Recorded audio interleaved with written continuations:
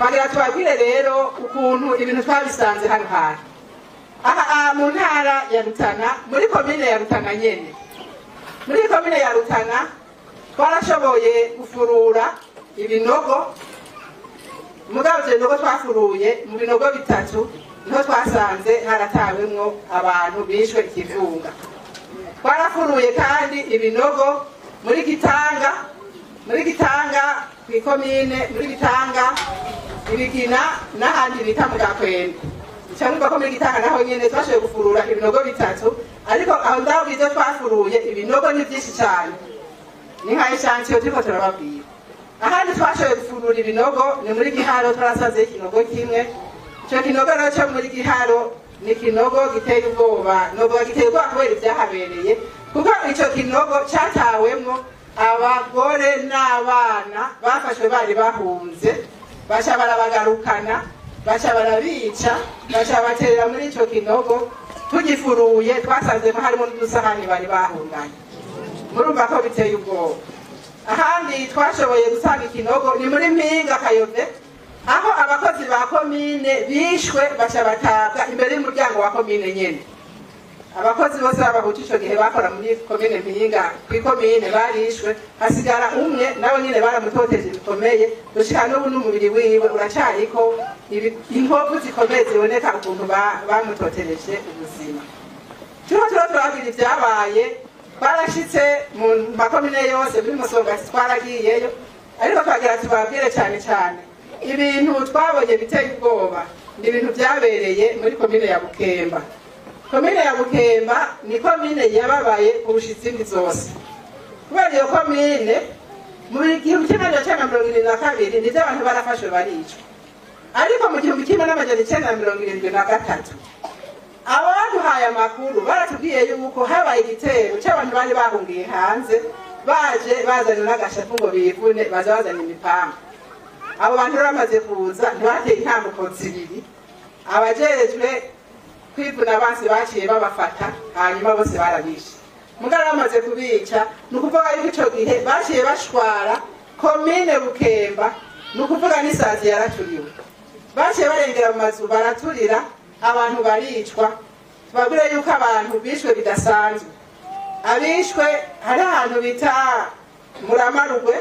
ahantu hari furu bashuhirizamwo ishwagara aha hantu rero haratuririwe abantu benshi badashobora guharurika ku buryo bw'uko n'amagufa y'abahiciye y'abahatuririwe yakuweho mu bikorwa rusange abayikoreye bayajana kuyata mu ruzi Musasa nibyo batubariye aho kandi muri Bukemba ikindi kintu cyaduteye ubwoba tutari bwigere tubona ahantu na hamwe mu Burundi nuko abagore bafise abana barambuwe abana babo abagore bonsa abana barabotsa mu maziko muri iyo furu bahereza abanyina babo ngo barya abana ico rero cyari kibabaje cyane gose hanyuma aho hantu nyene nuko abantu benshi begeranije mu mazu baturirirwamo byari ibintu bibabaje cyane gose aha muri Bukemba rero turababwira nukuvuga yuko imisozi yose ya Bukemba nta musozi n'umwe utababaye mugabo hariho n'ikintu gikomeye yuko aha muri Bukemba abava mu mugamba baciye bamanuka baza gusahura imbuto zari zaratewe zeze baciye baza gusarura hanyuma bashabikoreza abahutu bavanye hariya batari barishwe barabikoreza babajanira nuko rero baciye batera abantu nuko gutera abantu gushasha bazanye abantu gutera abantu gushasha kuko abaho bose bari bahunze aho gutera abantu gushasha nukuvuga ngaha mu mapeiza nayo ngaha muri Gihofi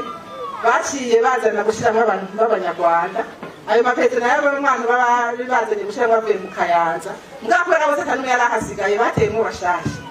intara rero yababaye cyane gose ngaha muri Bukemba ahandi naho hababaye ni muri Gitanga twaje tuvuye ko muri Gitanga naho nyene byahakorewe atari byiza na gatonya kuko muri Gitanga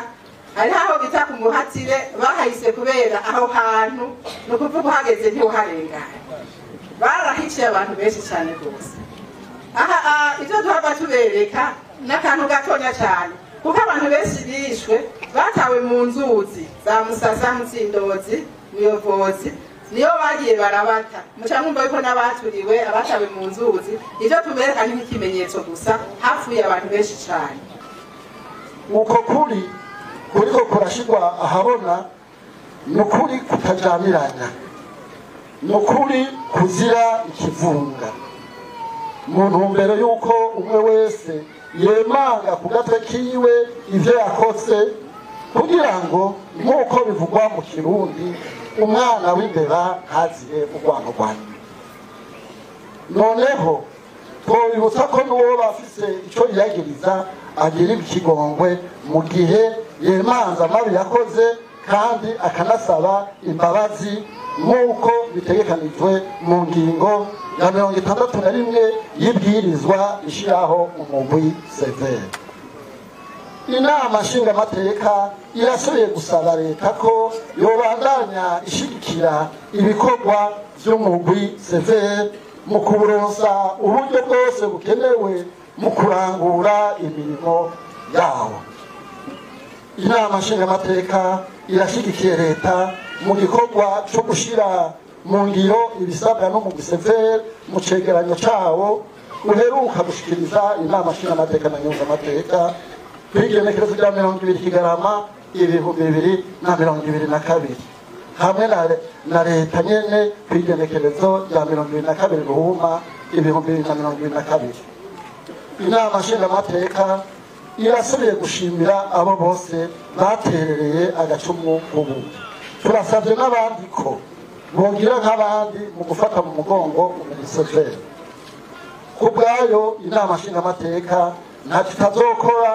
mu gushigikira ibikorwa byo mu gisevere gushika urangije imirimo yose wajejwe n'igihugu.